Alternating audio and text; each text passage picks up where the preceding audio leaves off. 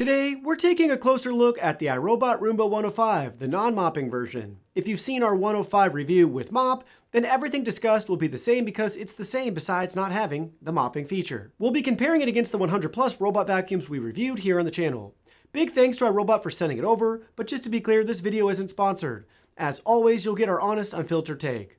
We'll let the data speak for itself. If you're interested in checking it out, there's a link in the description. Now let's jump into the unboxing. Inside the box, you'll find the robot vacuum, a charging station with power cord, an extra dustbin filter, and the usual product literature. Setup is quick and straightforward. Plug in the dock, place the unit on it, and let it charge.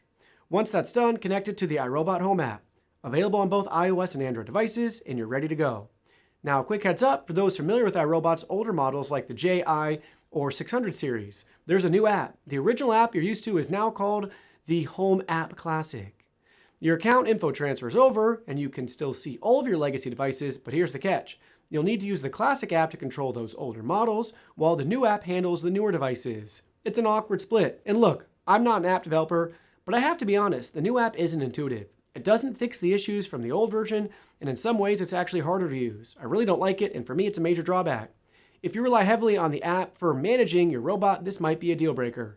On the other hand, if you're someone who just sets a cleaning schedule and rarely opens the app again, you could probably get by without too much frustration. Right out of the box, it's genuinely exciting to finally see a Lidar module on a Roomba. And as always, iRobot nails the fit and finish. The design has that familiar clean aesthetic that immediately says Roomba. On a positive note, mapping speed has improved significantly. Initial mapping is now much faster and more in line with the competition.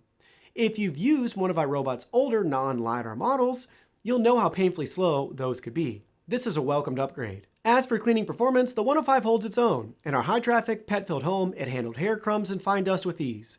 We did encounter some hair tangles on the brush roller, unsurprising given that it lacks a conical roller or active detangling system. To be fair, many premium robot vacuums now come with conical or split rollers designed specifically to reduce hair tangles, something iRobot should seriously consider for all future models. Of course, adding that kind of hardware would likely drive up the cost, and the 105 clearly isn't positioned as a premium product. Still, with the 105 already falling behind in several key areas, iRobot needs to find ways to differentiate it, and features like this could be an easy win. When it comes to raw power, it's refreshing to finally see iRobot publish suction numbers. The Roomba 105 delivers 7,000 pascals of suction, below our overall average, but that average includes flagship models pushing over 20,000 and getting closer to 30,000 pascals. So for an entry-level robot vacuum, 7,000 pascals is actually quite solid. In terms of noise, the 105 measured just 2 decibels louder than average. In real-world use, the differences were barely noticeable. During our suction test, it pulled 395 FPM, feet per minute on carpet, slightly below the category average of 420 FPM, but notably the highest we've ever seen from an iRobot model. Ideally, higher is better here, but this still marks a meaningful improvement. Airflow peaked at 0.55 kPa in our in-use test, which is above average and helped contribute to solid real-world results.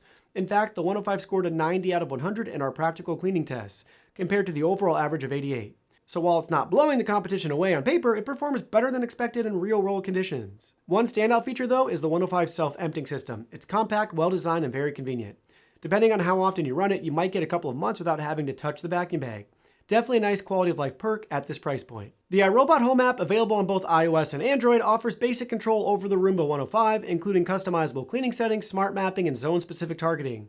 It supports multi-floor mapping, up to 3 maps, no-go zones, and voice control via Amazon Alexa and Google Assistant. While the feature set is solid from entry-level robot vacuum, the user experience leaves a lot to be desired. As mentioned earlier, the app's interface is clunky and unintuitive. Navigating it feels more frustrating than it should be, and for me personally, it's a deal breaker. A better UI could really elevate the overall experience.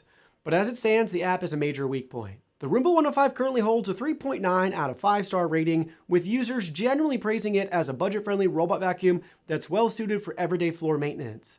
It performs reliably on dust, debris, and pet hair across a variety of surfaces, and offers useful features like smart mapping, scheduling, and optional auto-empty dock support. However, it does have some drawbacks, including lack of obstacle avoidance, subpar edge cleaning performance, and the ongoing cost of disposable vacuum bags. Opinions on its value are mixed. Some customers see it as a great deal, while others feel it's overpriced. Additionally, users are divided on noise levels, with some finding it very quiet overall, but others noting it can be loud during vacuuming and the auto-emptying process. As with every model we test, there's always room for improvement, and the Roomba 105 is no exception. For me, the biggest drawback is the app. It's buggy, slow, and frustrating to navigate, which significantly undermines the overall experience. Overall, the user interface feels unintuitive and clunky, and addressing these issues would greatly enhance the 105's usability and make it a much more seamless product to own. In summary, the iRobot Roomba 105 brings some welcome updates to iRobot's entry-level lineup, most notably the addition of Lidar navigation and faster, more efficient mapping. It delivers solid everyday cleaning performance, handling dust, pet hair, and debris reliably, with convenience features like the optional auto-empty dock adding real value. However, the unintuitive app experience, lack of advanced optical avoidance hold it back in an increasingly competitive market.